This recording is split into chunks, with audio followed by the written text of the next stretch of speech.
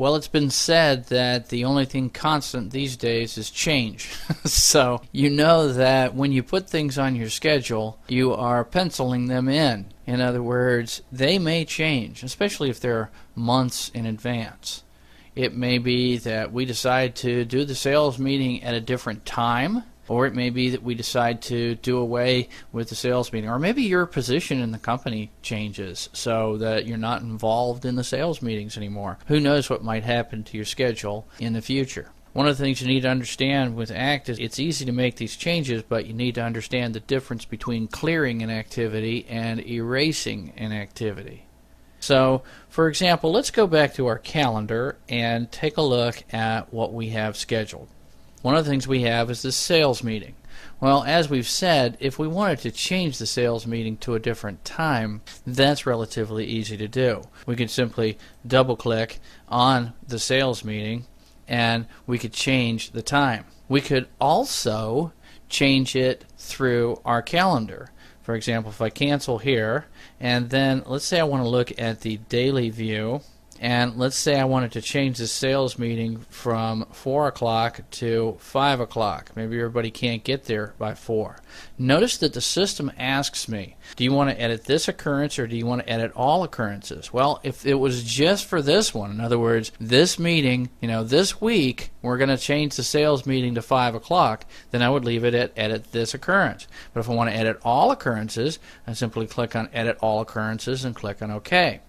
And what you'll see then is if we go to the next week, you'll see then that the sales meeting is now scheduled for 5 o'clock on March 13th as well. And we go to the next week, you'll see that it's scheduled for 5 o'clock on March 20th as well. But what if I wanted to get rid of it altogether?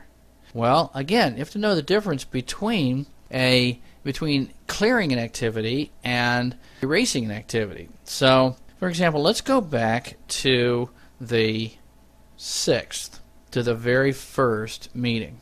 And let's say that we have this meeting. Let's say this meeting actually takes place. Well, if I right-click on the meeting and I click on Clear Activity, then the obvious answer here is, well, the meeting was held. Either the meeting was held or the meeting was not held. And if I just want to clear this activity, then I can click on OK and clear the activity. Now, once I clear the activity, notice that the calendar, my preferences, which we'll talk about later on, but my preferences are set so that cleared activities still show up. So now that I've got this activity cleared, I can't really delete it. It's just sort of history now. But if I wanted to delete the activities instead, if what I wanted to do was get rid of that whole series, then I need to start at the beginning and make sure that I get rid of all of these sales meetings. So, for example, if I wanted to actually delete this one, watch what happens. If I right-click here, notice that I do not have the capability to erase the activity anymore. Now, what's interesting is it's already cleared, but if I click on Clear Activity, it says this activity is currently cleared. Do you want to unclear it? In this case, I would just for illustration purposes, but the only time you would probably use that is if it was a mistake that you really didn't want to clear it. And by the way, that'll fix my history as well, like that never happened, like that meeting was never held. Now that you know how to work with the Clear Activity, let's take a look at how we would erase the activity. If I wanted to erase this whole series just like it never happened, now I can right-click on this sales meeting and click on Erase Activity. Now, notice that it says, do you want to delete only this occurrence or do you want to delete all occurrences? Now, the point was, if the reason I'm doing this is that we decided not to have the sales meeting this week, then what I would do is leave it at delete only this occurrence. And that's what it defaults to because that's what you're most likely to do.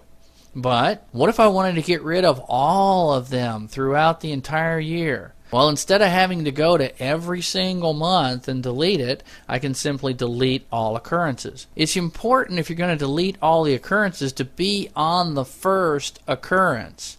If I'm not on the first occurrence, then I'm going to miss the ones that were before that. Now, if I had left the other activity, if I had left it cleared on the 6th, then I could have gone to the 13th as the first valid occurrence and deleted it from there. But now I'm going to click on delete all occurrences, and notice they all disappeared. Now notice if I look at the monthly view that all the sales meetings are gone. So just as quickly as we were able to set that up, we're able to modify it or to completely delete it. The main thing is just understand the differences between clearing an activity, which is a normal thing that you do just to create the history and be able to track through your progress and the different types of activities that you've had with an account, and erasing an activity, which basically is saying it never happened. We want that off so it never happened. So as you can see, ACT is a powerful tool, and it's very, very quick to be able to get information from it. So far what we've looked at as far as getting information is lookups. But there's a whole other way to get information from ACT, a more advanced way called querying ACT. And in our next chapter we'll discuss querying ACT. That's next.